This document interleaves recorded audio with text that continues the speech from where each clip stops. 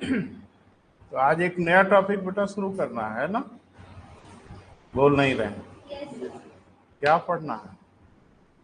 तो भूल गए क्या पढ़ना था? याद है क्या पढ़ना है जी? अर्थशास्त्र, अर्थव्यवस्था। नहीं नहीं, याद है भैया जी, पढ़ाने आए तो याद तो होगा ही। तो आखिर देखो, ठीक है, विषय पढ़ेंगे हम लोग। और फिर थोड़ा सा, चूंकि पहला लेक्चर है, थोड़ा इंट्रो बहुत जरूरी है। किसी विषय का परिचय बहुत आवश्यक होता है। तो पहला दिन है, तो आज परिचय कराएंगे बेटा थोड़ा सा, फिर गंभीर विषयों की ओर बढ़ना है। जैसे हर विषय हम लोग पढ़ते हैं तो हर विषय का एक थीम होती है, उसका ऑब्जेक्ट होता है। आखिर ये विषय वगैरह हम लोग मनुष्य लोग काहे पढ़ते हैं, या इन विषयों को हम लोगों ने काहे बनाया है? तो डेफिनेटली उसका कोई ना कोई उद्देश्य होता है। या अगर आपको लगता है कि परीक्षा के लिए विषय बनाए गए, भूगोल बनाया गया है ताकि आईएएस की परीक्षा में पूछा जा सके, है ना। संविधान इसलिए लिखा गया ताकि आपकी परीक्षा में पूछा जा सके, है ना। नहीं नहीं भैया जी, ये विषय अपने उद्देश्यों के लिए बनाए गए। ये अलग बात है कि परीक्षाओं में वो विषय आपसे पूछ लिए जाते हैं। तो एक विषय है बेटा जिसको हम लोग कहते हैं अर्थशास्त्र, इंग्लिश में इसको कहते हैं इकोनॉमिक्स। तो विषय तो इकोनॉमिक्स ही बनाया गया, लेकिन इकोनॉमी बीच में पैदा हो गई। तो क्यों पैदा होगी, थोड़ा सा इस पे बात करेंगे। यानी जो विषय है जिसको कुछ लोग आते हैं, या जो पढ़ने लिखने वाले भी बच्चे आके बोलते हैं कि सर हमको इकोनॉमिक्स पढ़ना है, तो भैया जी इकोनॉमिक्स नहीं पढ़ाई जाती है। इकोनॉमिक्स जाके किसी डिग्री कॉलेज वॉलेज में पढ़िए, यहाँ तो इकोनॉमी पढ़ाई जाती है। डिफरेंस क्या है बेटा, थोड़ा सा उस पर बात करते हैं। एक विषय है इकोनॉमिक्स, हिंदी में इसको कहते हैं क्या बेटा, अर्थशास्त्र, यही ना। तो क्या होता है अर्थशास्त्र और क्यों बनाया गया अर्थशास्त्र? आखिर कोई वजह तो होगी ना बेटा। यानी इस विषय को पढ़ने के लिए हमारे पास कोई उद्देश्य तो होगा, कोई टारगेट तो होगा, जिस टारगेट को ध्यान में रख के हम लोगों ने इस विषय को बनाया होगा। तो थोड़ा सा बात करते हैं बेटा, पहला दिन है, शुरुआत करते हैं। जैसे फिजिक्स बनाया गया, आपको पता है उसका क्या उद्देश्य है। केमिस्ट्री बनाई गई, उसका क्या उद्देश्य है। मेडिकल साइंस हम लोग पढ़ते हैं, उसका क्या उद्देश्य है। तो अर्थशास्त्र का क्या उद्देश्य है, आखिरकार ये विषय काहे के लिए बनाया गया होगा। और ये विषय धीरे धीरे धीरे धीरे सघन होता जा रहा है, कठिन होता जा रहा है। जैसे जैसे हम लोगों की जिंदगी कॉम्प्लिकेटेड होती जा रही है, वैसे वैसे अर्थशास्त्र भी कठिन होता जा रहा है। जरा कल्पना करिए, हम लोग जंगलों में जब रहा करते थे ना बेटा, पाषाण काल में, तो उस समय भी अर्थव्यवस्था रही होगी। वे एक विषय के रूप में आप किसी चीज का अध्ययन करें ना करें, वो बात की बात है। भूगोल तो तब भी रहा होगा जब आपने कभी भूगोल की किताब का नाम भी नहीं सुना होगा, किताब की सोच भी नहीं होगी, भाषा का विकास भी नहीं हुआ होगा। क्या उसमें बारिश नहीं होती थी, सूर्य की गर्मी नहीं आती थी, भूगोल तो था ही। तो अर्थशास्त्र या जो आर्थिक गतिविधियां हैं वो हमारी तो तब भी थी जब हमारे पास कोई विषय नहीं था, हमको ढंग से बोलना नहीं आता था। तो कहने का मतलब यह है कि जीवन को चलाने के लिए कुछ गतिविधियों की आवश्यकता तो होती ही है। आज जब आपके पास पैसा रुपया हो गया, आज आपके पास प्लास्टिक मनी हो गया, आपके पास ई मनी हो गया, अभी आजकल वर्चुअल मनी हो गया, आप लोग पढ़ते हैं बिटकॉइन वगैरह, ये वर्चुअल मनी है जो फिजिकल कहीं कुछ है ही नहीं है। ये सब कैसे हो गया, अचानक कैसे हो गया, इस पे भी बात होनी है। दूसरा ये कि आखिर इस विषय को बनाने का उद्देश्य क्या हुआ, तो कैसे बना ये थोड़ा सा समझना होगा। जब हम पाषाण काल में थे ना बेटा, तो भी हमारी जरूरतें अकेले थोड़ी पूरी हो सकती थी। आप अकेले अपनी आवश्यकताओं की पूर्ति नहीं कर सकते जीवन की। तो उस जमाने में हम लोगों के पास तरीका था वस्तु विनिमय, जिसको लोग कहते थे बार्टर सिस्टम। तो हम लोग वस्तु के बदले वस्तु दे दिया करते थे, है ना। इसे काम, जैसे किसी के पास कोई सरप्लस है तो किसी दूसरे को दे दिया, और उसके पास कोई सरप्लस है तो आपके घर दे दिया। अब ये शहरों में तो थोड़ा सा धीरे धीरे घट रहा है लेकिन ग्रामीण परिवेश में अभी भी ये सिस्टम जिंदा है। जैसे आपके घर में कोई फंक्शन होता है, आपके घर में अ, मिठाई उठाई ज्यादा आ गई तो हम लोग मोहल्ले भर बांटते हैं, है ना? काहे? अकेले खाना ठीक बात नहीं है, पूरा मोहल्ला भर मिलके खाए ना, ना भैया, बड़े चालू लोग हैं हम लोग। ऐसा हम इसलिए करते हैं। जी बिल्कुल बिल्कुल। और गांव में शहरों में भी आप देखते हैं एक परंपरा हमारे यहाँ है, अगर किसी के घर से कुछ आया है तो उसके घर जरूर हम रिटर्न करते हैं कुछ ना कुछ, है ना? खाली बर्तन नहीं लौटाते। यही है वस्तु विनिमय। तो वस्तु विनिमय में हमारी जिंदगी सुलभ थी, आसान थी, जरूरतें सीमित थी। जैसे जैसे हम एक जगह रुके, पहले हमारी जिंदगी क्या थी? यायावर, घुमक्कड़। तो यहाँ से वहां हम घूमते थे, जरूरतें ही नहीं थी, घर ही नहीं था, कपड़े लत्ते ही नहीं थे, जरूरतें बहुत सीमित थी। जरूरत के नाम पे सिर्फ और सिर्फ भोजन, वही हमारी आवश्यकता थी, भोजन के पीछे दौड़ते थे। जब अनाजों का विकास हो गया, खेती बाड़ी करना हम लोगों ने सीख लिया, तो नदी की घाटियों में हम लोग रहना शुरू कर दिए। यानी पहला जो बसेरा हम लोगों का बना, बस्ती कह लें, कुनबा कह लें, मोहल्ला कह लें, जो भी कह लें, उसकी शुरुआत नदी के किनारे हुई। दो कारण था। नदी के किनारे रहने का उद्देश्य था, आज भी आप देखते हो कोई चैनल वगैरह आप देखो तो सारे जानवरों को पानी की आवश्यकता होती है, वो नदी के पास तो जरूर जाते हैं। तो मनुष्य ने क्या किया कि नदियों के किनारे ही अपना बसेरा बनाया, दो उद्देश्यों के लिए। एक तो उनकी पानी की आवश्यकता पूर्ति हो, और दूसरा फसलों वगैरह के लिए, सिंचाई के लिए जल उपलब्ध हो। इसीलिए आप देखते हैं जितनी नदी घाटी योजनाएं रही हैं या जितनी सभ्यताओं का विकास हुआ है धरती पर, वो सब नदियों के किनारे ही शुरू हुआ। क्लियर है बेटा? तो जब हम खाद्यान्न उत्पादन करने लगे तो हमारे पास सरप्लस होने लगा, यानी हमारे पास चीजें ज्यादा बचने लगी। जब ज्यादा चीजें बचने लगी तो वस्तु विनिमय और तेज हो गया। अब धीरे धीरे धीरे धीरे हमारी आवश्यकताओं का जाल फैलना शुरू हुआ, और फैलते फैलते हमारी आवश्यकताओं की जाल आज यहाँ तक चला आया कि आपको नमकीन चाहिए, आपको बिस्किट चाहिए, आपको 2G चाहिए, आपको 4G चाहिए, आपको फ्रिज चाहिए, आपको AC चाहिए, कार चाहिए, हवाई जहाज चाहिए। अब धीरे धीरे आवश्यकताओं की लिस्ट तो इतनी बड़ी हो गई कि वस्तु विनिमय से काम नहीं चल सकता। आपको मोबाइल रिचार्ज कराना है, एक बोरा गेहूं लेके पहुंच जाओगे दुकान पे, दुकान वाला तो भाग खड़ा होगा, कह रहे भैया जी 5 किलो गेहूं ले लीजिए और मोबाइल का 1 GB डेटा दे दीजिए। तो ये तो नहीं होगा ना, वो हाथ जोड़ लेगा आपसे, आपसे कहेगा कि ना ना, गेहूं हम नहीं लेते, गेहूं को बेच आइए, पैसा मिल जाएगा, वो लेके आइए। तो मुद्राओं का धीरे धीरे विकास हो गया, सारी चीजें हुई। बहुत ढेर सारे बच्चों के दिमाग में ये रहता है कि अर्थशास्त्र का मतलब होता है पैसा रुपया। बहुत ढेर सारे बच्चों के दिमाग में, ऐसा बिल्कुल नहीं होता। क्यों नहीं होता वो हम आपको बता रहे हैं। एडम स्मिथ का एक स्टेटमेंट है, इस विषय का विकास ही क्यों किया हम मनुष्यों ने। तो उन्होंने सिर्फ एक बात कही थी, betterment of the human life on the earth. इस धरती पर मनुष्यों का जीवन कैसे बेहतर हो जाए, इसी का अध्ययन है यह विषय। अब इसमें पैसा रुपया आ गया हो बात अलग है, जो जो चीजें इसमें आएंगी सबका अध्ययन हम लोग करेंगे। अर्थशास्त्र का उद्देश्य क्या है बेटा? कि हम मनुष्यों की जिंदगी धरती पे कैसे बेहतर हो, न कि अर्थव्यवस्था या अर्थशास्त्र का मतलब मुद्रास्फीति होता है, न इसका मतलब मुद्रा मूल्यन होता है, न इसका मतलब बजट होता है। अब ये सब क्यों पढ़ते हैं इसमें? क्या बजट के माध्यम से हमारी जिंदगी को बेहतर करने का प्रयास नहीं किया जाता?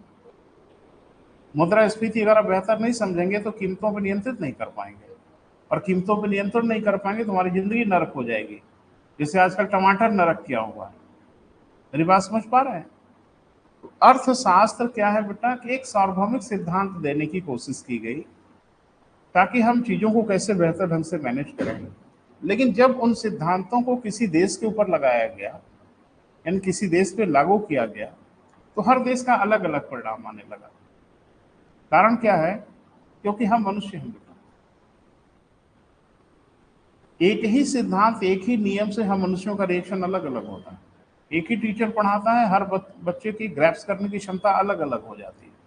तो सिद्धांत तो बनाए गए, लेकिन जब सिद्धांतों का किसी एक राष्ट्रीय परिवेश में प्रयोग किया जाने लगा, तो वहां के जो छोटे छोटे वेरिएबल्स थे, चर थे, व्यवस्था थी, सभ्यता थी, परंपरा थी, वो उस पर प्रभाव डालना शुरू कर दिए। जब उनका प्रभाव दिखने लगा, तो प्रभाव से जनित जो सिस्टम उत्पन्न हो गया, उसको हम लोग कहते हैं अर्थव्यवस्था। अर्थशास्त्र सार्वभौमिक शब्द है, यूनिवर्सल है। इन सिद्धांतों को जब किसी देश विशेष पे लागू करते हैं, तो एक खास तरह की सिस्टम जनरेट होता है जो किसी दूसरे देश से पृथक हो सकता है। जैसे अमेरिका की जो अर्थव्यवस्था होगी, अर्थशास्त्र के सिद्धांत तो अमेरिका में भी वही है जो भारत में। अर्थशास्त्र यूनिवर्सल है, सार्वभौमिक है। अमेरिका में पढ़ो, भारत में पढ़ो, रशिया में पढ़ो, चाइना में पढ़ो, अर्थशास्त्र विषय के रूप में यूनिवर्सल है, कॉमन है। लेकिन अर्थव्यवस्था कॉमन नहीं है। क्यों? क्योंकि अर्थव्यवस्था अर्थशास्त्र का व्यवहार है। जब अर्थशास्त्र व्यवहारिक रूप धारण करता है, तो स्थानीय वेरिएबल से प्रभावित होता है। प्रभाव के बाद जो फिल्टर होके निकलता है, उसको हम लोग अर्थशास्त्र न कह के अर्थव्यवस्था कहते हैं। थोड़ा लिखो बेटा, शुरुआत करो। अर्थशास्त्र तथा अर्थव्यवस्था में अंतर। ये तो है बेटा अर्थशास्त्र, और अर्थव्यवस्था को हम लोग कहते हैं क्या बेटा? इकोनॉमी।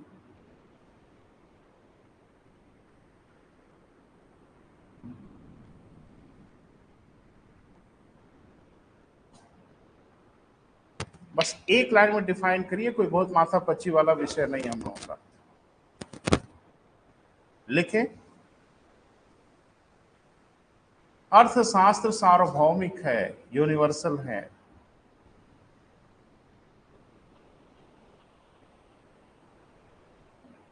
अर्थशास्त्र क्या है बेटा? सार्वभौमिक है, यूनिवर्सल है। जबकि अर्थव्यवस्था व्यवहार है।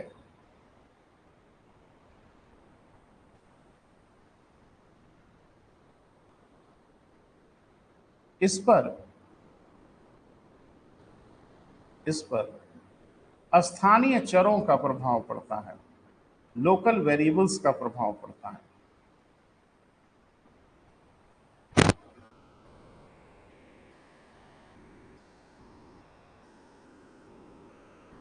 इसी कारण एक राष्ट्र से दूसरे राष्ट्र की अर्थव्यवस्थाएं पृथक पृथक होती हैं।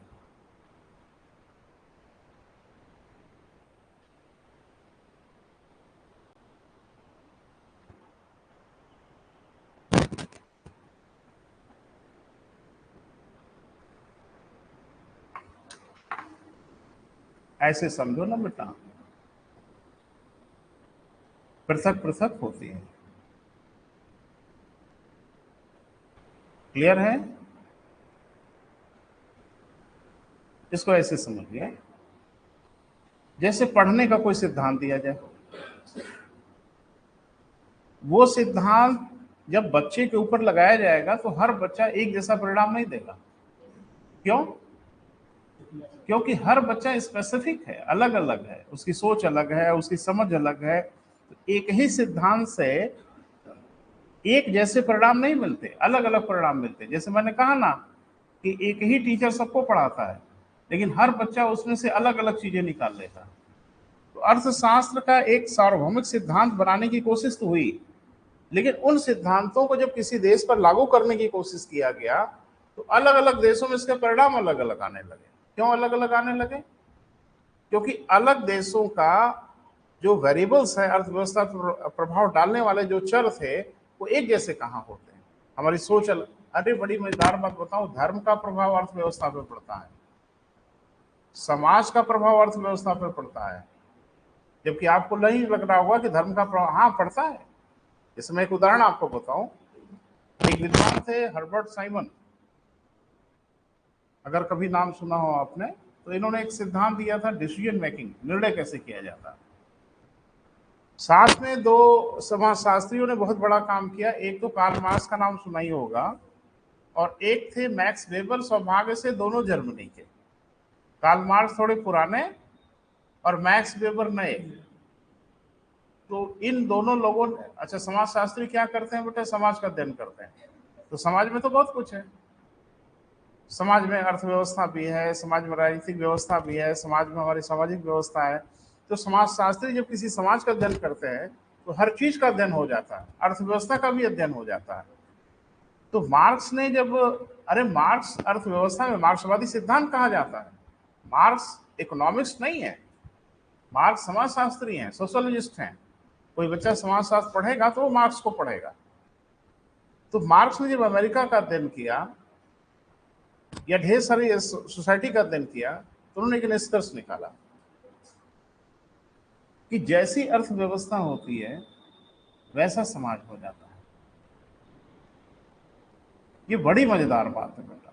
अर्थव्यवस्था जैसा स्वरूप धारण करती है, सोसाइटी भी वैसी हो जाती है। क्लियर है? अब वेबर आ गए, उन्होंने कहा कि नहीं नहीं, जैसी सोसाइटी होगी वैसी अर्थव्यवस्था हो जाएगी। तो फिर बाद में ये निष्कर्ष निकला कि नहीं नहीं, ये दोनों बहुत पृथक पृथक सोच नहीं है, एक ही सोच है। मैं उदाहरण से आपको बताता हूं। जैसे हमारी जो अर्थव्यवस्था पहले थी, तो उस अर्थव्यवस्था की डिमांड थी कि हमारा जो परिवार हो संयुक्त हो, उस अर्थव्यवस्था की डिमांड थी। तो हमारा सामाजिक ताना बाना अलग प्रकृति का था, भौतिकवादी अस्तित्व कम था। अभी आज क्या हो गया बेटा? यूनिटरी फैमिली का जमाना हो गया। एक व्यक्ति जो पैसा कमाता है ना, उसके लिए ही पूरा नहीं होता, वो चाहे कोई जितना भी कमाता हो। कारण जानते हो क्या है? उसकी भौतिक आवश्यकताओं की कोई सीमा ही नहीं है, वो उसी में थक हार रहा है। और उससे क्या हो गया, आप नोटिस करो अगर, तो 1991 के बाद हमारे समाज में बड़ा भयानक परिवर्तन हुआ। आपने कभी इस पर ध्यान नहीं दिया? ध्यान दीजिएगा। स्पेशली 1991 के बाद हमारी सोसाइटी में बड़ा भयानक परिवर्तन हुआ। वह परिवर्तन ये हुआ कि संयुक्त परिवार बिखर के एकात्मक परिवारों के बढ़ने लगे। अब हर व्यक्ति को ये लगता है कि मैं कमाता हूं तो किसी दूसरे पर क्या खर्चा करूं, रातों दिन मेहनत मैं कर, अच्छा आदमी जी तोड़ मेहनत कर रहा है आज की डेट में, घनघोर परिश्रम कर रहा है, और उस परिश्रम से जो वो पैसा कमा रहा है तो नहीं चाह रहा है कि हम किसी और पर खर्च करें। और काहे नहीं कमा रहे हैं? अब देखो, ये कटु सत्य है लेकिन हकीकत है बेटा, इसको सुनना पड़ेगा। एक भाई आईएएस है, एक भाई किसानी करता है। जो आईएएस है वो किसान को मदद नहीं कर पा रहा क्योंकि अपने में परेशान है, सही में परेशान है, क्योंकि उसकी रिक्वायरमेंट थोड़ी अलग अलग प्रकार की है। तो कहने का मतलब यह है कि जैसी जैसी हमारी सामाजिक धारणाएं होंगी वैसी अर्थव्यवस्था होगी, या जैसी अर्थव्यवस्था होगी वैसा हमारा सामाजिक धारणा बदलेगी।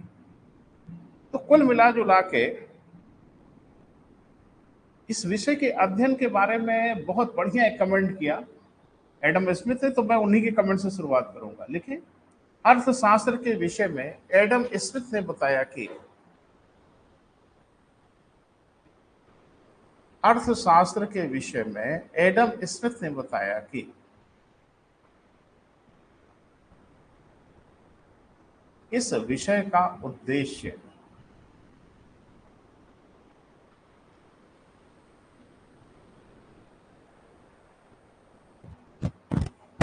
थोड़ा इंट्रो है बेटा, थोड़ा सा जान लें। इस विषय का उद्देश्य पृथ्वी पर मनुष्य के जीवन को बेहतर करना है।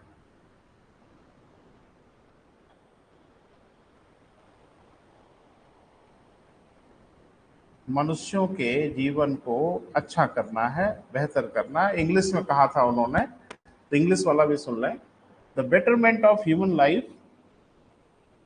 जो लिख सकते हैं वो लिख लें, जो नहीं लिख सकते हैं वो सुन लें, हिंदी में तुम लिखाई दिए। The betterment of human life in the earth, यानी धरती पर मनुष्यों के जीवन को बेहतर करने का विषय है ये। क्लियर है बेटा? लेकिन बहुत ढेर सारे मित्रों को लगता है कि पैसे रुपए का विषय है।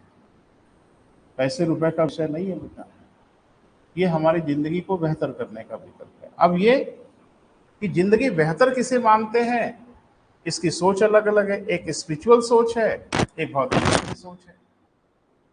स्पिरिचुअल सोच वाले तो हिमालय में चले जाते हैं, गुफा उफा में बैठ जाते हैं। भौतिकवादी सोच वाले अपनी जिंदगी में भौतिक चीजों को जुटाने का प्रयास करते हैं।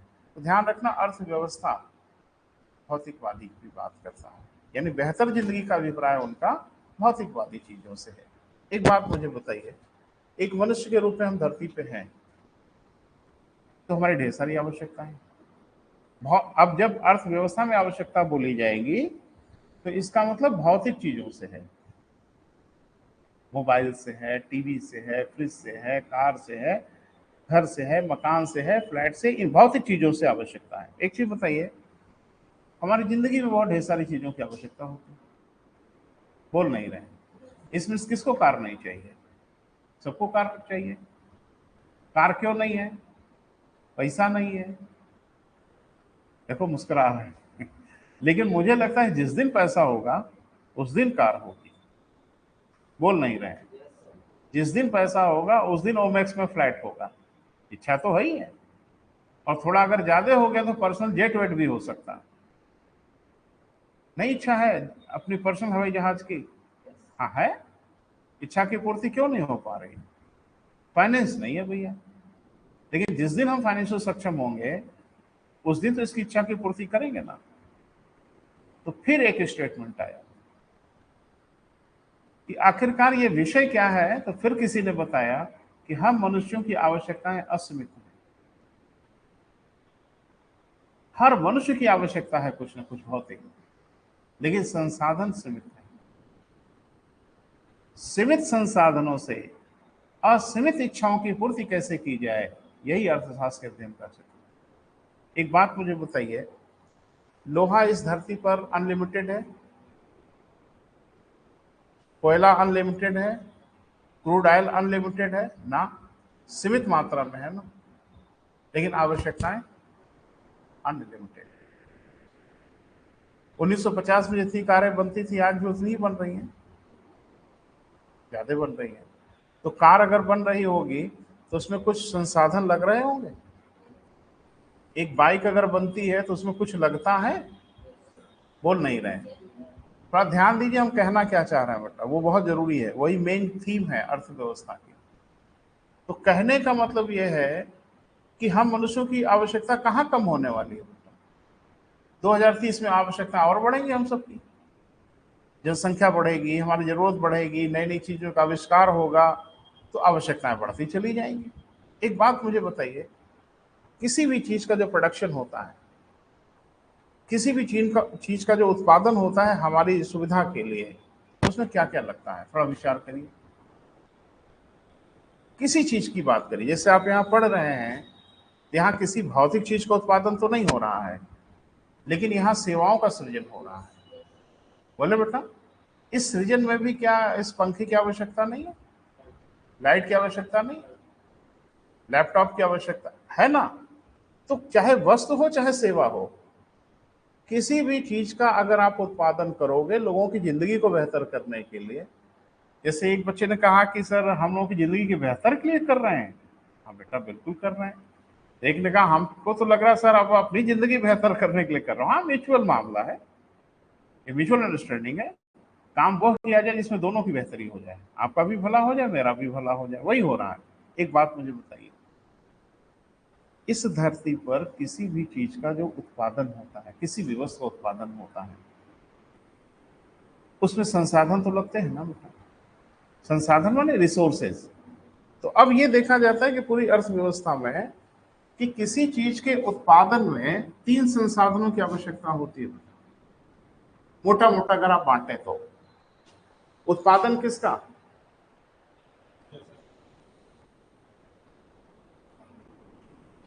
उत्पादन वस्तु का भी होता है और उत्पादन सेवा का भी होता है, सर्विस का भी उत्पादन। एक डॉक्टर है जो पेशेंट को देखता है, लेकिन वो हॉस्पिटल बनाता है, ढेर सारी मशीनें जुटाता है, कुछ इम्प्लाई रखता है, दवाई वाई रखता है, वो क्या है, भौतिक चीजें हैं।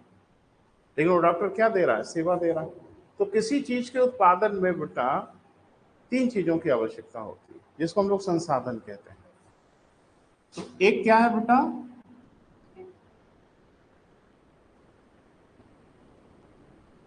प्राकृतिक संसाधन। बोले बेटा, जिसको हम लोग क्या बोलते हैं, नेचुरल रिसोर्सेस। किसी चीज की बात करो आप, चाहे वस्तु हो चाहे सेवा हो, उसमें प्राकृतिक संसाधनों की जरूरत जरूर पड़ती है, वो कम पड़े चाहे ज्यादा पड़े। क्लियर है बेटा? दूसरा, हाँ, वेरी गुड, मानवीय संसाधन। मानवीय संसाधन माने ह्यूमन रिसोर्सेस। ह्यूमन रिसोर्सेस, मानवीय संसाधन भी दो प्रकार का होता है। इसको हम लोग श्रम कहते हैं, लेकिन श्रम भी दो भागों में बंटता है, जिसको हम कहते हैं एक मानसिक श्रम और एक शारीरिक श्रम। श्रम तो करना ही पड़ता है, वो सब क्या है बेटा, मानवीय संसाधन। और तीसरा क्या है बेटा, भौतिक संसाधन। भौतिक संसाधन माने फिजिकल रिसोर्सेस। ट्रांसलेट मत करिए, भौतिक संसाधन माने मशीनें, इंस्ट्रूमेंट, डिवाइसेस, है ना बेटा? अब इन तीनों को शार्ट में नाम दिया जाता है, इसको कहा जाता है भूमि, इसको कहा जाता है श्रम, और इसको कहा जाता है पूंजी। यानी किसी चीज के उत्पादन में नहीं तीन चीजों की आवश्यकता होती है, कम या ज्यादा मात्रा हो सकती है। बोल नहीं रहे बेटा? कोई संदेह हो तो बात करिए, विषय की शुरुआत है, बवाल हो जाएगा आगे बहुत बड़ा। ये मार्कर बना होगा, इसमें क्या लगा है?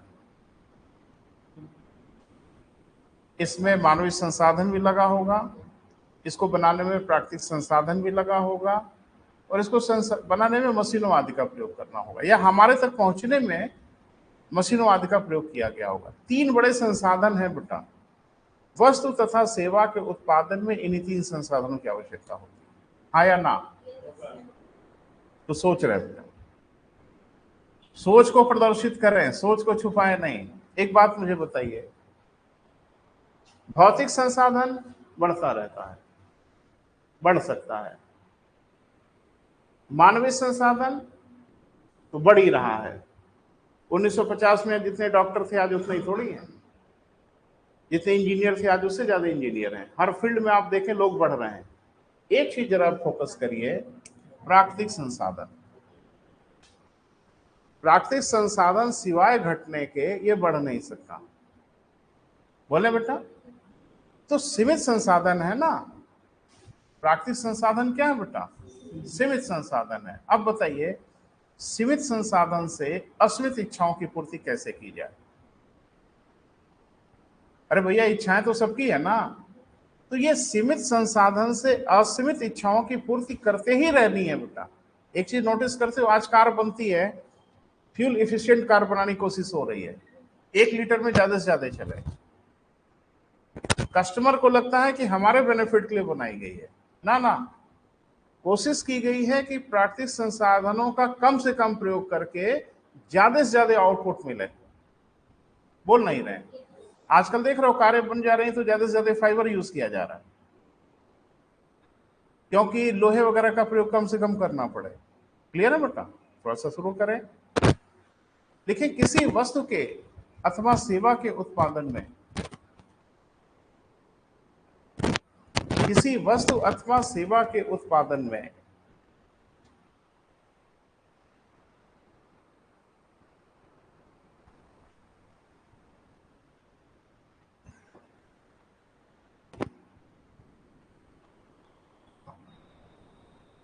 निम्न 3 प्रकार के संसाधनों की आवश्यकता होती है। किसी वस्तु तथा सेवा के उत्पादन में निम्न 3 प्रकार के संसाधनों की आवश्यकता होती है।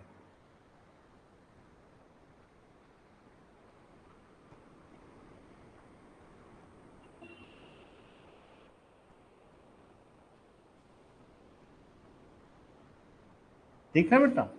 पहला, तो थोड़ा थोड़ा डिफाइन करते चलेंगे ना बेटा, ताकि आपको क्लियर हो। पहला, प्राकृतिक संसाधन। पहला क्या बेटा? प्राकृतिक संसाधन। किसको कहेंगे बेटा? थोड़ा डैश करके लिख लो, एक लाइन डिफाइन करो। प्रकृति द्वारा प्रदत्त वह सभी वस्तुएं, प्रकृति द्वारा प्रदत्त वह सभी वस्तुएं जो हमें निःशुल्क प्राप्त होती हैं। प्रकृति द्वारा प्रदत्त वह सभी वस्तुएं जो हमें निःशुल्क प्राप्त होती हैं, उन्हें हम प्राकृतिक संसाधन कहते हैं।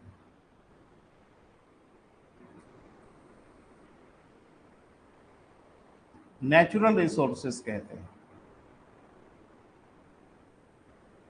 तो कुछ क्लियर हुआ बेटा? प्राकृतिक संसाधन माने क्या बेटा? प्रकृति से प्राप्त वह सभी वस्तुएं जो हमें निःशुल्क मिलती हैं, है ना? एक ने कहा कहां से निःशुल्क मिलती है? अच्छा, धरती से जब आपने खोदते खोदते लोहा आपको मिल गया और लोहा की खुदाई करने लगे, तो धरती ने कहा कि कुछ पैसा दो भाई, फोकट में तो नहीं ले जाने देंगे। धरती को पैसा देते हो। खदानों में आपको हीरा मिल जाता है, पृथ्वी को डिपॉजिट करते हो, कुछ कैश वैश नहीं। प्रकृति आपको हर चीज निःशुल्क देती है। एक ने कहा जब प्रकृति निःशुल्क देती है तो पैसा काहे लेते हैं लोग? अरे भैया जी, खुदवाई तो देना पड़ेगा ना, ट्रांसपोर्टिंग का पैसा तो देना पड़ेगा ना। राजस्थान में कोई आपको फ्री में मिट्टी देने के लिए तैयार हो जाए, या मार्बल फ्री में देने के लिए तैयार हो जाए कि आप संगमरमर फ्री में ले लीजिए, तो उड़ के नहीं ना चला आएगा वहां से। आपको ट्रांसपोर्टिंग करनी होगी ना, तो ट्रांसपोर्टिंग का चार्ज तो कम से कम देना ही होगा ना। एक बार मैं गया था बेटा राजस्थान के इलाके, वहां हर घर में मार्बल लगे हुए हैं। गाँव में आप जाओगे, हर घर में मार्बल लगे हुए हैं, हर जगह, सीढ़ी उड़ी पे, हर जगह। छत बल्कि टीन सेट का बना हुआ है। तो बड़ा आश्चर्यजनक था। घरों में लगा हुआ है मार्बल और छत है टीन सेट की, तो ये क्या इश्यू है? वहां बहुत सस्ता है ना बेटा। वहां सीमेंट की फर्श बनाने से सस्ता पड़ जाता है मार्बल लगवाना।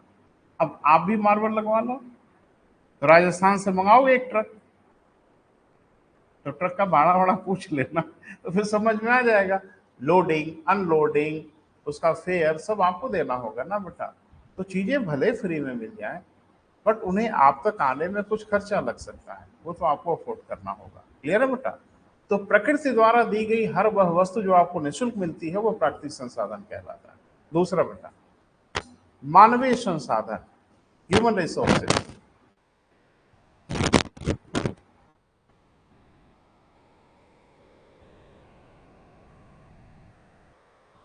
देखें, वस्तु तथा सेवाओं के उत्पादन के लिए मनुष्यों की आवश्यकता होती है।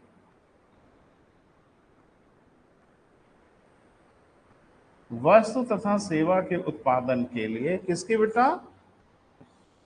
मनुष्यों की आवश्यकता होती है।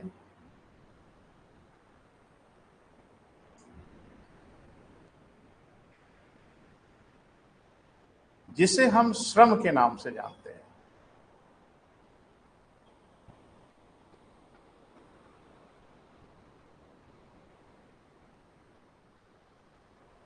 जिसे हम किस नाम से जानते हैं बेटा? श्रम के नाम से जानते हैं। जिसे हम दो भागों में विभाजित कर सकते हैं, दो भागों में बांट सकते हैं। श्रम को हम कितने भागों में बांट सकते हैं बेटा? दो। वन, मानसिक श्रम, एक दो तीन कर, एक दो करके लिखिए बेटा। पहला मानसिक श्रम, ये कौन करते हैं बेटा? ये स्किल्ड लोग करते हैं, ठीक है, यानी कुशल लोग करते हैं। और दूसरा है शारीरिक श्रम, अनस्किल्ड लोग करते हैं, अकुशल। तो किसी कार्य को करने में दोनों की आवश्यकता पड़ सकती है, किसी की कम या किसी की ज्यादा, वो अलग हो सकती है। एक डॉक्टर एक क्या करता है? मानसिक श्रम करता है। एक सॉफ्टवेयर इंजीनियर क्या करता है बेटा? मानसिक श्रम करता है। एक लेबर जो 500 रुपया दिहाड़ी लेता है, वो क्या करता है? शारीरिक श्रम करता है। तो श्रम तो दोनों कर रहे हैं, बस डिफरेंस ये है कि एक मानसिक श्रम कर रहा है, एक शारीरिक श्रम कर रहा है। और बड़े मजेदार बात है कि मानसिक श्रम करने वालों को पेमेंट थोड़ा ज्यादा है, शारीरिक श्रम करने वालों को पेमेंट, किसी भी भाग में देख लो, जो जितना ऑर्डर, आदेश निर्देश जारी करता है, उसका पद संगठन उतना ही बड़ा होता है। और जो आदेश निर्देश को जितना पालन करता है, एग्जीक्यूट करता है, उसका पद उतना ही छोटा होता है। पुलिस डिपार्टमेंट के हाथ पैर कांस्टेबल है, सब कुछ वो करते हैं। एसपी साहब तो ऑफिस में एसी उसी लगवा के बस बोलेंगे, तो क्या कर रहे हैं? वो प्लान बना रहे हैं, वो योजना बना रहे हैं, एग्जीक्यूट कोई और कर रहा है। तो जो प्लान बनाने वाले लोग होते हैं, योजना बनाने वाले होते हैं, ऑर्डर देने वाले लोग होते हैं, आप देखोगे किसी संगठन में जिसके पास ये शक्ति जितनी ज्यादा होगी, उसका पेमेंट उतना ज्यादा होगा। और एग्जीक्यूट करने वाले जो जितनी आप नीचे के लेवल पे आते चले जाओगे, उनकी सैलरी घटती चली जाएगी। यही हो रहा है। यानी कुल मिला के जो मानसिक श्रम है उसको प्राथमिकता दी जा रही है शारीरिक श्रम के ऊपर। क्लियर है? तो शारीरिक श्रम करने वालों से कहा जाता है कि काम करवाना है और इनको काम करना है।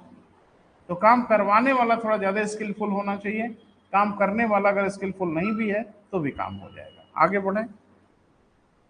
तीसरा क्या है बेटा? भौतिक संसाधन।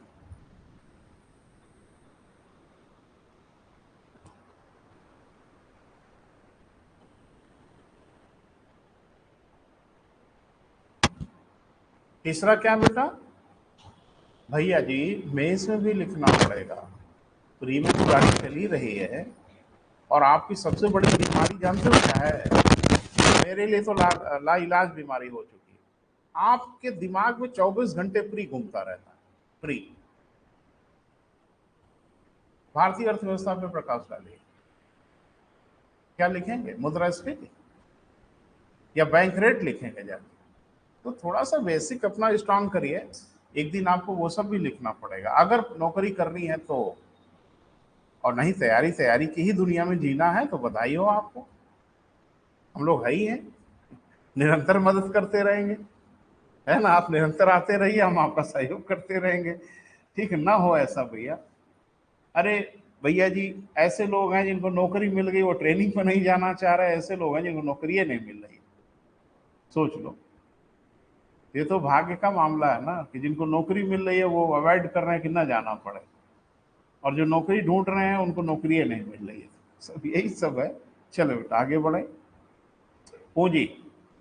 अगला क्या बेटा? भौतिक संसाधन, ब्रैकेट में लिखिए पूंजी, या इंग्लिश में इसको कहते हैं कैपिटल। भौतिक संसाधन लिखा तीसरा, ब्रैकेट में लिखिए पूंजी, और इंग्लिश में लिखिए कैपिटल। कैपिटल माने राजधानी नहीं। कभी आपने सुना है कैपिटल मार्केट? सुना है? क्या कहते हैं उसको? पूंजी बाजार कहते हैं। कहते हैं ना? अब टीवी पे समाचार देखिए तो बताते हैं कैपिटल मार्केट में आज बहुत उतार चढ़ाव देखने को मिला। पूंजी मार्केट में कुछ लोग कैपिटल पूंजी दोनों ना बोल के शेयर मार्केट बोलते हैं। तो शेयर मार्केट कुछ और नहीं है भैया, वो कैपिटल मार्केट है, पूंजी का बाजार है, जहां पूंजी खरीदी जाती है, पूंजी बेची जाती है। और मनी मार्केट भी है क्या? तो कैपिटल मार्केट तो दिख रहा है, तो क्या मनी मार्केट भी होता है? हाँ। जहां मुद्रा खरीदी जाए और मुद्रा बेची जाए, क्या कौन पागल है जो रुपया खरीदेगा रुपया बेचेगा? हाँ भैया जी, ये भी मार्केट है, बड़ी तगड़ी मार्केट है ना? इंडियन फाइनेंशियल सिस्टम में आप पढ़ेंगे ना, दोनों मार्केट पढ़ेंगे, मनी मार्केट भी पढ़ेंगे और कैपिटल मार्केट भी पढ़ेंगे। अभी थोड़ा धैर्य रखिए, पहले पूंजी को डिफाइन करते हैं क्या है। अच्छा, मनी मार्केट का नाम ही नहीं सुना था अभी तक? क्या है ये बेटा? अरे ना ना, शेयर मार्केट मुद्रा बाजार नहीं।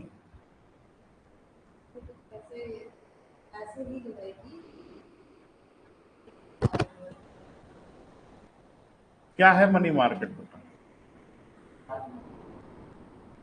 याद करने की चीज तो नहीं है ये। इसमें याद क्या करना है?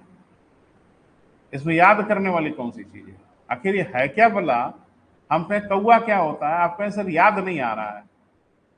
इसमें याद करने की क्या जरूरत है? नदी क्या होती है, सर याद नहीं आ रहा है। हाँ बोलो। हम्म, हम्म। तो क्या इस देश में कहीं है मार्केट? चलो धैर्य रखो, बड़ी भारी परेशानी हो जाएगी बेटा, है ना। काल मनी मार्केट का नाम सुना है कभी? क्या होता है? शायद वैद नहीं चलेगा। ट्रेजरी बिल क्या होता है, पढ़ा है कभी? घेर के पूछेगा आपसे, कौन सा मुद्रा बाजार का इंस्ट्रूमेंट है, कौन सा कैपिटल मार्केट का इंस्ट्रूमेंट है। यही सब हो रहा है कंपटीशन में, वही मात खा रहे हैं आप। और यहाँ रट के जा रहे हैं कि रक्षा में इतना पैसा दिया गया, क्योंकि आपको लगता है अर्थव्यवस्था माने यही है। चलिए बात करेंगे, लिखें। पूंजी बाजार को डिफाइन कर लिया बेटा, कैपिटल मार्केट को मनुष्यों द्वारा निर्मित वे सभी वस्तुएं जो उत्पादन की प्रक्रिया में सहयोगी बनती हैं।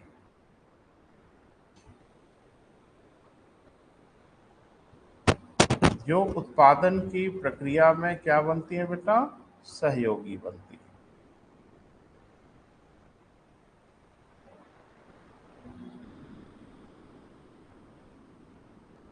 समझने के लिए बेटा, जैसे अपने समझने के लिए ब्रैकेट में लिख सकते हैं यंत्र अथवा मशीनें। ठीक है बेटा, यंत्र अथवा मशीनें, इंस्ट्रूमेंट जो भी होते हैं। लेकिन एक बात हमेशा ध्यान रखिएगा कि पूंजी को उत्पन्न करने के लिए धन की आवश्यकता होती है, लेकिन धन पूंजी नहीं होता। जैसे ये फैन है, ये धन है? क्या है ये पूंजी है, हमारी पूंजी है, कैपिटल है हमारी। अब ये क्या कर रहा है? उत्पादन की प्रक्रिया का सहयोगी बन रहा है। अरे हवा हवा नहीं देगा तो मुसीबत हो जाएगी, है ना। ये उत्पादन में क्या कर रहा है बेटा? सहयोग। ये लाइट क्या है? यहाँ पे कम से कम कैपिटल की भूमिका में है, पूंजी की भूमिका में है। क्लियर है बेटा? लेकिन ये सारी चीजें कैसे क्रिएट की गई हैं? धन से क्रिएट की गई। ध्यान रखना, धन कैपिटल नहीं होता, लेकिन कैपिटल धन से ही उत्पन्न होता है। जैसे आपने 2 बीघा खेत खरीद लिया, तो पैसे से ही खरीदा होगा ना। अब वो खेत आपका क्या हो गया? आपकी पूंजी हो गई। आपने अपने पैसे से एक मकान बनवा लिया, वो मकान आपका क्या हो गया बेटा? आपकी पूंजी है ना। बोलते तो हो बड़े भारी पूंजीपति हैं, तो क्या कहना चाहते हैं आप? उनके पास कैपिटल बहुत है, और कैपिटल की परेशानी यह है उसको मुद्रा में बदला जा सकता है। किन शर्तों पे बदला जा सकता है वो अलग है, लेकिन पूंजी को धन में कन्वर्ट किया जा सकता है, धन को पूंजी में कन्वर्ट किया जा सकता है। किन शर्तों पे वो अलग चीजें, लेकिन तो संसाधन कितने प्रकार के बेटा? 3 प्रकार के। कौन कौन से? प्राकृतिक संसाधन, मानवीय संसाधन, और कौन से बेटा? भौतिक संसाधन। अब ध्यान से सुनो, किसी चीज के उत्पादन में इन 3 चीजों की आवश्यकता होगी। देखो, पूरी अर्थव्यवस्था का राह यहीं से निकलती है। ये चौराहा है, चौराहा, और यहीं से आप देखोगे हर तरफ रास्ता निकलेगा। वो रास्ता लेके आपको चलेगा बहुत दूर तक, लेकिन शुरुआत यहीं से होनी है बेटा, इसलिए हम यहीं पे फोकस कर रहे हैं। अब क्या होगा बेटा कि संसाधनों में आप एक संसाधन देख रहे हैं जो बहुत खतरनाक है, और वो संसाधन कौन है बेटा? प्राकृतिक संसाधन। तो अब प्राकृतिक संसाधनों का प्रयोग सोच समझ के करना होगा। तभी तो आजकल देख रहा हो एक शब्द लॉन्च हुआ है, सस्टेनेबल डेवलपमेंट। अभी तक तो नहीं था, अभी हाल में लॉन्च हो गया, समझ में आया, तो सब चर्चा करेंगे बेटा। ये पहले लिख लें नीचे से। हाँ, लिखे, संसाधन सीमित होते हैं। संसाधन क्या होते हैं बेटा? सीमित होते हैं, जबकि हम मनुष्यों की आवश्यकताएं असीमित हैं। सहमत हैं?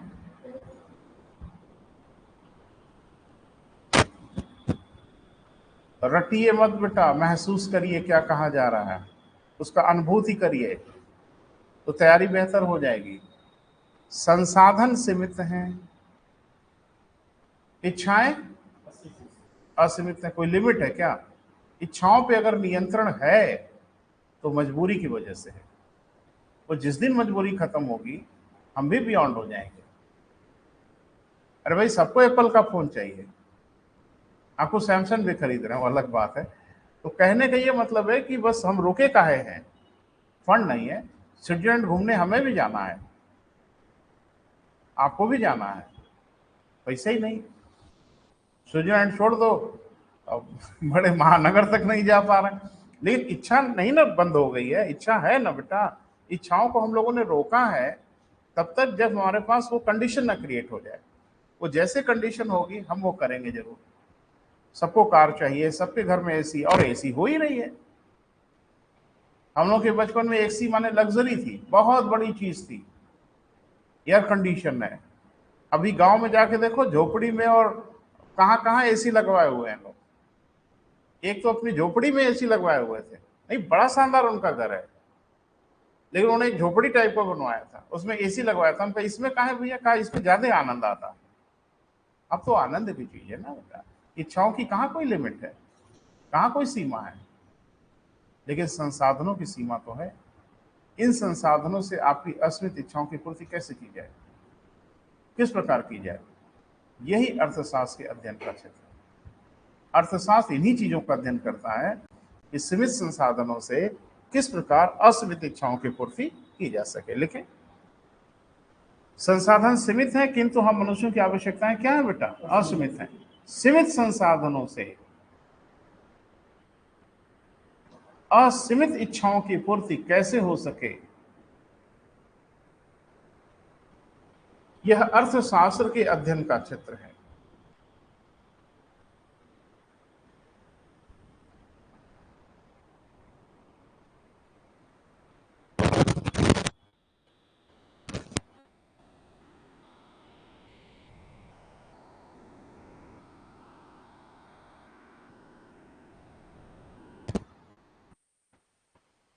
क्लियर है बेटा?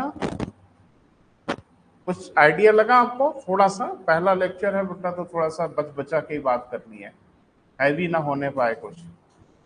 बस एक बात दिमाग में रखो बेटा, और कुछ रखने की आवश्यकता नहीं है, कि हम लोगों के जो रिसोर्सेज हैं, संसाधन हैं, सबके हैं, वो अनलिमिटेड तो नहीं है ना बेटा।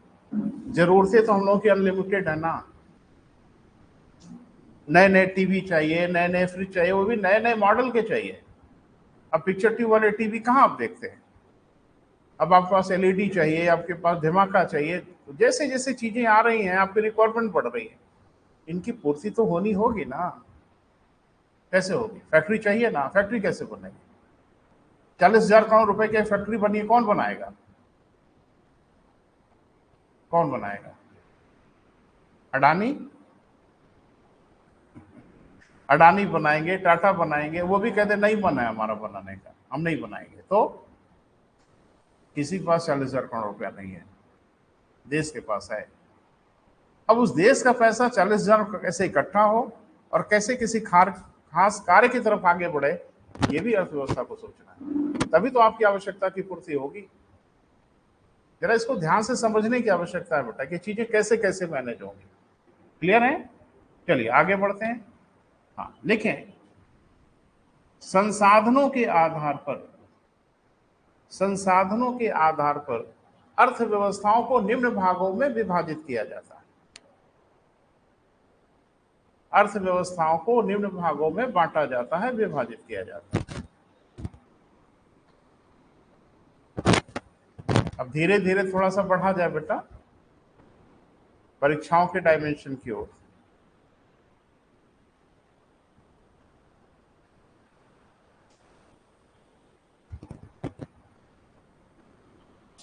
अब ध्यान रखिएगा कि आज पहला दिन सबका है। अब ये सब नहीं चलेगा कि मेरा छूट गया, मुझे समझ में नहीं आ रहा है। जहां कहीं अड़चन होगी बताइएगा, हम क से शुरू करते हैं हर विषय, इसीलिए यहाँ से शुरू करना ही नहीं चाहिए था, लेकिन फिर भी हमने क से शुरू किया ताकि किसी को तकलीफ ना हो, जो नए बच्चे हैं उनको भी परेशानी ना हो, है ना बेटा? कभी आपने नाम सुना है कि जैसे कुछ देशों को हम लोग कहते हैं डेवलप्ड कंट्री, कुछ को कहते हैं डेवलपिंग कंट्री, कुछ को हम लोग कहते हैं अनडेवलप्ड कंट्री, कुछ को कहते हैं अंडर डेवलप्ड कंट्री। क्या मतलब होता है सबका? अरे कोई तो आधार होता होगा, कोई तो बेस होता होगा। जब हम किसी देश को कहते हैं विकसित राष्ट्र, किसी देश को कहते हैं विकासशील राष्ट्र, ठीक है आपके दिमाग में क्या चल रहा है मुझे पता है, लेकिन आखिर कौन सा टेस्ट है जो टेस्ट करके बता देते हैं? विकास का अंत होता है क्या? विकास के अंत पे खड़े हो गए अमेरिका और बाकी देश? विकास एक कंटिन्यूअस प्रोसेस है जिसका कभी एंड नहीं हो सकता। जरा ध्यान से सुनिए, हम अर्थव्यवस्थाओं को कम से कम 4 श्रेणियों में तो बांटते हैं ना। एक को कहते हैं विकसित राष्ट्र, एक को कहते हैं विकासशील राष्ट्र, एक को कहते हैं अविकसित राष्ट्र, बोले बेटा, और एक को कहते हैं अंडर डेवलप्ड कंट्री, अविकसित राष्ट्र। बोल नहीं रहे हैं। तो राष्ट्रों को हम 4 श्रेणियों में बांट रहे हैं, विकासशील, विकसित, अविकसित कहते हैं ना, या एक को हम लोग कहते हैं अंडर डेवलपमेंट, अल्प विकसित। ये सब क्या है बेटा? किस आधार पर बांटा गया? ये बेटा संसाधनों की यूज के आधार पर। तो पहले चारों का नाम लिखो, तो बारी बारी से बात करते हैं। पहला, हिंदी इंग्लिश सब में लिखना है बेटा। पहला, डेवलप्ड कंट्री।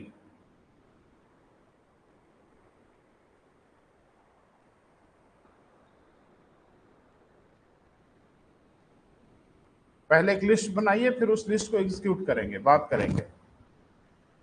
क्या लिखा बेटा? डेवलप्ड कंट्री, विकसित राष्ट्र।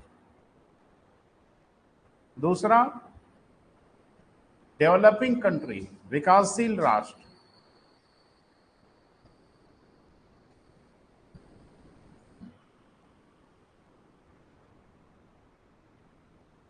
तीसरा,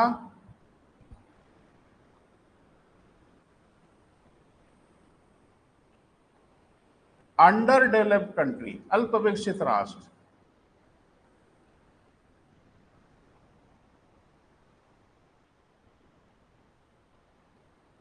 चौथा,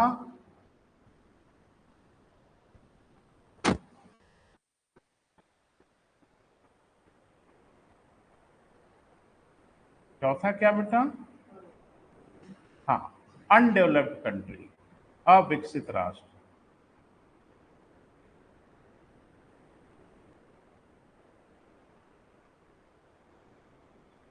ये 4 श्रेणियों में हम बांटते हैं बेटा राष्ट्रों को, है ना। एक को कहते हैं विकसित राष्ट्र, एक कहते हैं विकासशील राष्ट्र, एक को कहते हैं अल्प विकसित राष्ट्र, एक कहते हैं अविकसित राष्ट्र। क्या मतलब इन सबका? मैं कैसे पहचान दे देते हैं? कोशिश करो बेटा प्लीज, बातचीत करो, किसी विषय में बातचीत करोगे तभी समस्या का समाधान होगा। हाँ, आप कुछ बोल रहे थे। वो कैसा आधार, वही आधार जानना चाहते हैं।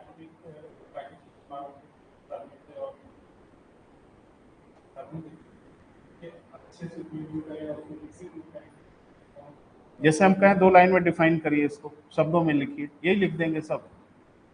आप एक परीक्षा के लिए पढ़ रहे हैं ना बेटा, कि सामान्य व्यक्ति जैसा बोलेंगे तो काम चलेगा।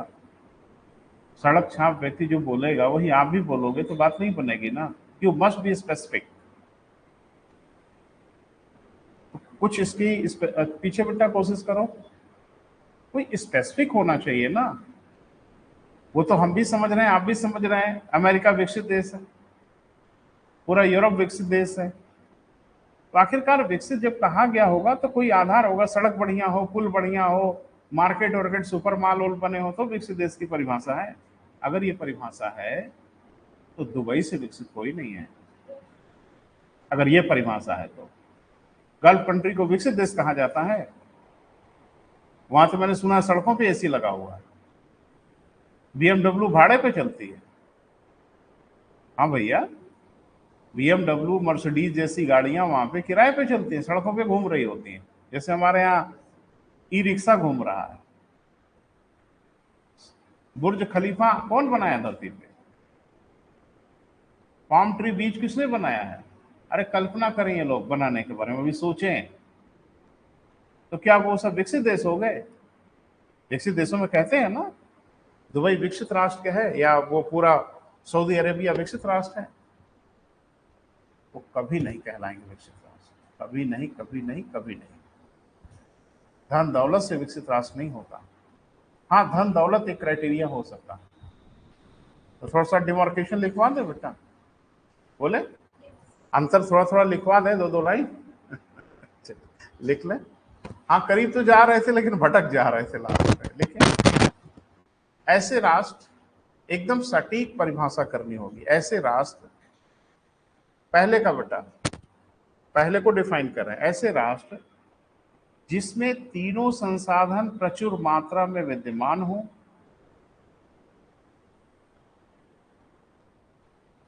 तीनों संसाधन क्या बेटा, प्रचुर मात्रा में विद्यमान हो, उनका सर्वोत्तम उपयोग हो रहा हो,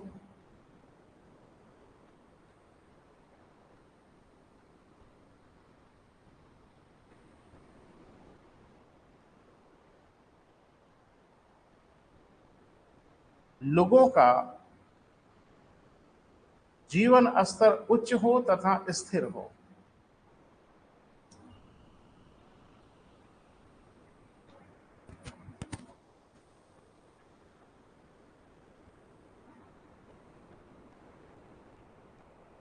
जीवन स्तर उच्च हो तथा स्थिर हो, है ना बेटा? अब ये नहीं कि एक दिन के राजा ना बने, लाइफ जो है वो थोड़ा सेटल हो और जीवन स्तर जो भी है वो फिक्स हो, उसी जीवन स्तर पे जी रहे हो। तो ऐसे देश को हम लोग क्या बोलते हैं बेटा? विकसित देश। दूसरा, विकासशील।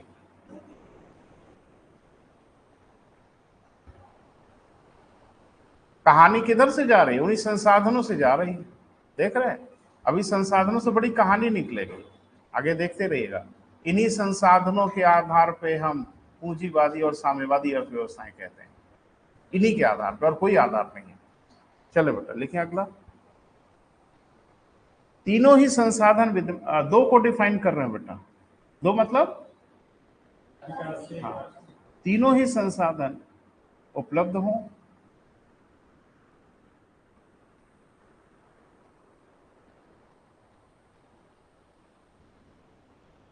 इनके सर्वोत्तम उपयोग की ओर बढ़ रहे हों,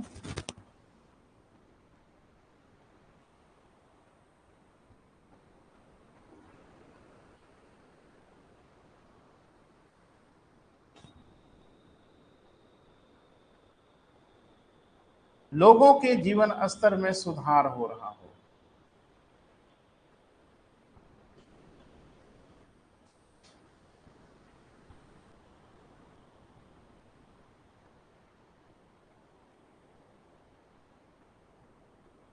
लोगों के जीवन स्तर में क्या हो रहा बेटा? इंप्रूवमेंट हो रहा हो। ठीक है, ऐसे राष्ट्र को क्या बोलेंगे बेटा हम लोग? विकासशील, डेवलपिंग कंट्री। ठीक है, आजकल दुनिया में इन्हीं की भीड़ ज्यादा है, विकासशील देशों की भीड़ ज्यादा है। भारत को कहते हैं ना विकासशील देश है। क्या आपको ये सारे लक्षण नहीं मिल रहे हैं? क्या हमारा जीवन स्तर डे बाय डे बेहतर नहीं हो रहा है? क्या से 20 साल पहले जो हम खाते पीते थे आज वही खा रहे हैं? क्या 20 साल पहले हमारे जीवन जीने का जो तरीका था वही तरीका है? डेफिनेटली हम आगे की ओर बढ़ रहे हैं। अब आपके पास चारों तरफ एक्सप्रेसवे दिख रहा है ना? जिंदगी हमारी बेहतर हो रही है। एवरी सेक्टर, हर सेक्टर में आप देखोगे कि हमारा जिंदगी बेहतर हो, लेकिन अभी और बेहतर होने की गुंजाइश है। तो जिस दिन हम उस चरम की ओर बढ़ेंगे उस दिन हम विकासशील देश से विकसित राष्ट्र की ओर हो जाएंगे। अगला बेटा, अगला क्या नाम है बोलो जरा? अल्प विकसित। लिखे, तीनों ही संसाधन विद्यमान हो परंतु उनका उपयोग न हो पा रहा।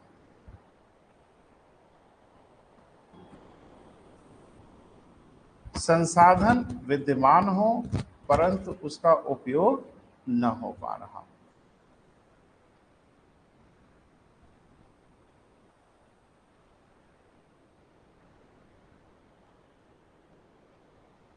क्लियर है बेटा? अब जैसे एक उदाहरण देखो बेटा, जैसे अफ्रीका वगैरह के ढेर सारे कंट्री हैं, सबसे ज्यादा सोना उनके यहाँ निकलता है, सबसे ज्यादा हीरा उनके यहाँ होता है, फटे हाल घूम रहे हैं, उनका हीरा हम मंगाते हैं।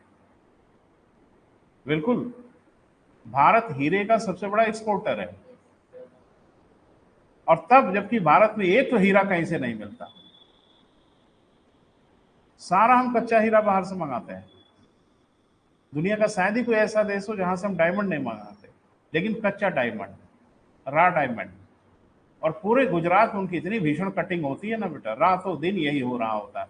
अभी मोदी जी एक उद्घाटन किया एक बिल्डिंग का, देखा होगा आपने, तो हीरे की कटिंग होती है, और इतना पैसा कमाते हैं हम लोग कि आप कल्पना नहीं कर सकते। अरे मैंने कहीं सुना बेटा, हीरे के एक व्यापारी था, अपने 600 कर्मचारियों को मर्सिडीज कार गिफ्ट किया, एक एक फ्लैट गिफ्ट किया, पढ़ा होगा आपने।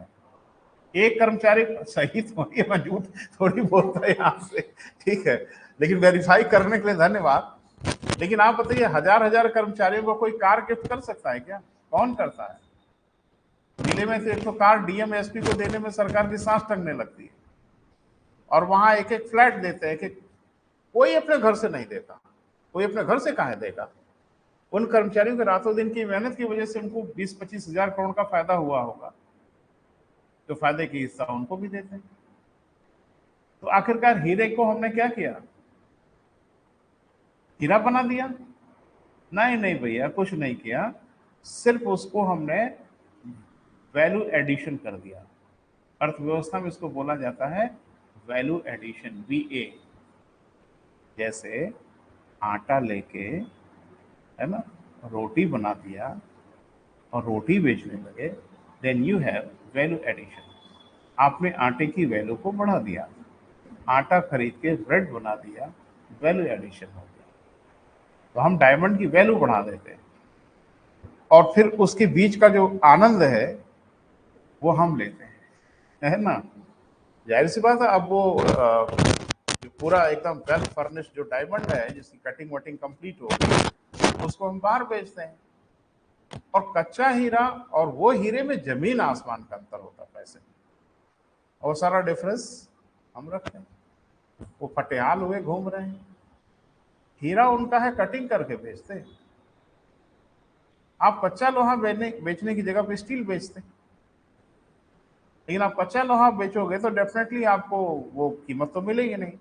हाँ, प्रोसेस करके स्टील बेचोगे तो कीमत मिल जाएगी।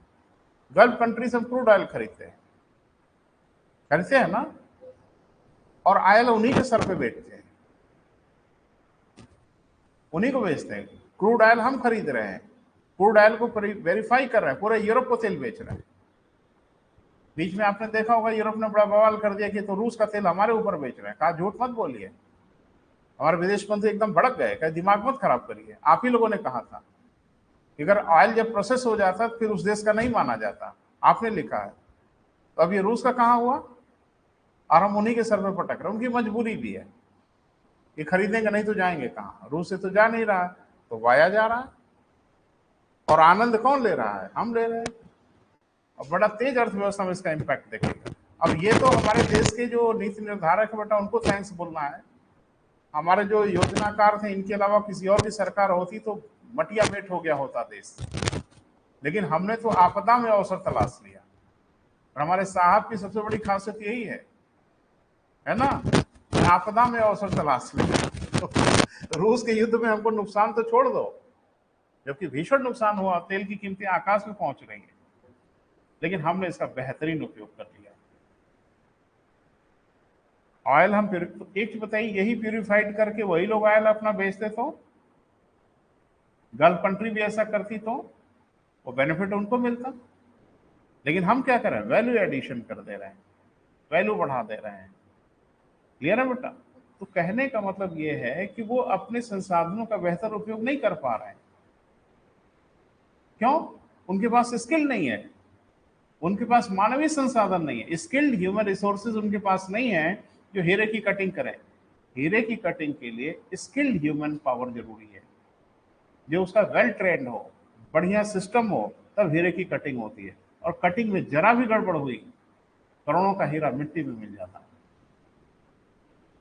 तो अब ये भारत उसमें महारत हासिल किए हुए, अभी तो देख लो सेमी कंडक्टर वगैरह भी बनाने जा रहे हैं, अब कोहराम मचाएंगे।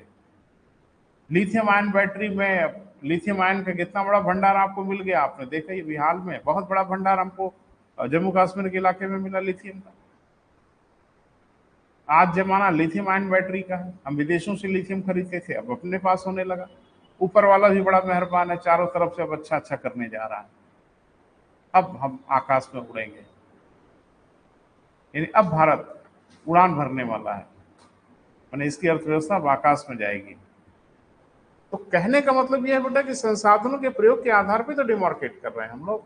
आगे बढ़े बेटा, चौथे को डिफाइन कर लें।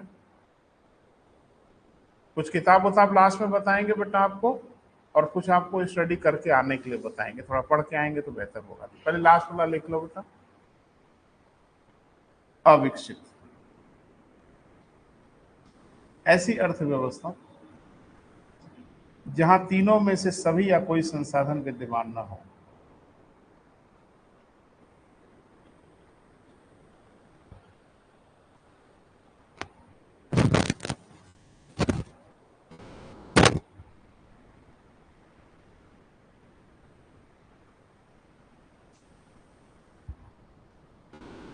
अब है ही नहीं है तो बेहतर क्या होगा, जीवन स्तर क्या उच्च होगा, है ना बेटा। अब थोड़ा ध्यान से सुनो, किताब बेटा होनी पड़ेगी, है ना। दूसरा ये कि अर्थव्यवस्था को लेकर बहुत परेशान मत होइए, बहुत ज्यादा क्वेश्चन नहीं पूछे जा रहे हैं। हाँ, जो भी क्वेश्चन पूछे जा रहे हैं क्वालिटेटिव क्वेश्चन पूछे जा रहे हैं, क्वालिटी वाले क्वेश्चन पूछे जा रहे हैं। वो 20 साल पुराना वाला ना सुना पढ़ के आपको कुछ मिलने वाला नहीं है, कुछ आने जाने वाला है नहीं। एक तो अर्थव्यवस्था में इंडेक्सेस वगैरह करंट अर्थव्यवस्था से जुड़े हुए है, ज्यादा पूछ रहे हैं। बजट से रिलेटेड, अगर बजट आ रहा है तो बजट से रिलेटेड क्वेश्चन पूछे जा रहे हैं, या आधुनिक जो आर्थिक गतिविधियां हो रही इंटरनेशनल से रिलेट करके आपसे पूछ रहे हैं। कोई ट्रेडिशनल चीजें तो पूछी नहीं जा रही, और इतना भारी भरकम इसका पैकेज भी नहीं है, यानी बहुत भारी भरकम प्रोग्राम नहीं अर्थव्यवस्था का पढ़ने के लिए। हाँ, करंट से थोड़ा जुड़े रहे तो बेहतर है आपके लिए, समसामयिकी पे नजर बनाए रखें तो वो बेहतर है। इसके लिए कुछ पढ़ना पड़ेगा बेटा।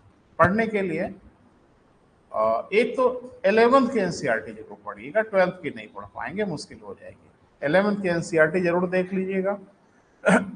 इसके अलावा मार्केट में बहुत ढेर सारी किताबें हैं, बहुत ढेर सारी किताबें हैं, तो जो भी आप उचित समझे खरीद सकते हैं। वैसे सुरेश प्रसाद, सॉरी, रमेश सिंह की किताब ज्यादा इस समय मार्केट में बच्चे पढ़ रहे हैं, आप पढ़िएगा। एक बड़ी अच्छी किताब है जो मुझे पसंद है, आप झेल पाए, आप पढ़ पाए तब, भारतीय अर्थव्यवस्था मिश्रा एवं पुरी की किताब। वो थोड़ा हैवी है तो प्राइस भी उसकी हैवी है, 1000 के ऊपर की किताब है। दत्ता सुंदरम मिश्रा पुरी। एक बात ध्यान रखना, इसको बिना पढ़े मेज में पत्ता नहीं हिला पाएंगे, पढ़ना तो आपको पड़ेगा। ये मनोरंजन वाली पढ़ाई से मेज नहीं निपटेगा। तो किताब नोट कर लीजिए बेटा, एकदम सड़े हुए पन्ने पे नोट करिएगा, पीछे वाला जो फट के कब निकल जाए भरोसा नहीं। नोट करिए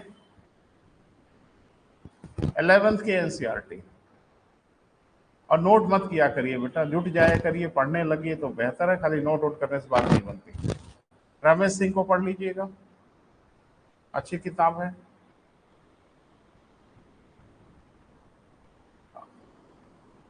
कोई मैगजीन तो खरीदते होंगे बेटा?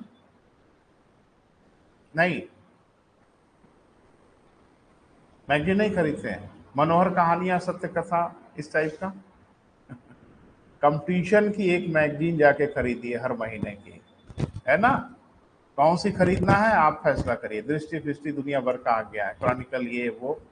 हाँ, बस एक को थोड़ा सा मैं कहता हूँ कि अगर अवॉइड करें तो बढ़िया है, पीडी को, प्रतियोगिता दर्पण मुझे नहीं ठीक लगती, आपको ठीक लगती हो तो पढ़ें। घटना चक्र आती है, सस्ती है थोड़ी, उसको अगर रेगुलर पढ़ते हैं, उसमें एक आर्थिक पन्ना जरूर होगा, अर्थव्यवस्था का पेज जरूर होगा, उस पर थोड़ा नजर बना के रखिएगा, बात बन जाएगी। 10-12 क्वेश्चन मुश्किल से अर्थव्यवस्था के पूछे जाएंगे और वो आप कर लेंगे। ट्रेडिशनल थोड़ा कम पूछ रहे हैं, करंट ज्यादा पूछ रहे हैं, तो ट्रेडिशनल बहुत माथापच्ची करोगे तो कुछ फायदा होगा नहीं। या फिर कहीं लेक्चर उक्चर देना है क्या अर्थव्यवस्था पे? नहीं ना बेटा, कंपटीशन पे पढ़ना है, तो ये कर लीजिएगा। अब ध्यान से सुनिए, कल थोड़ा सा देख के आइएगा, कल मतलब परसों हम बात करेंगे अब कि जो पूंजीवादी अर्थव्यवस्था है, साम्यवादी अर्थव्यवस्था, रटना नहीं है बेटा, मुझे इसके भाव को बताना है। अगर कोई अच्छा था तो वही क्यों नहीं था? इतने प्रकार कहाँ डिमोर्केट किए गए?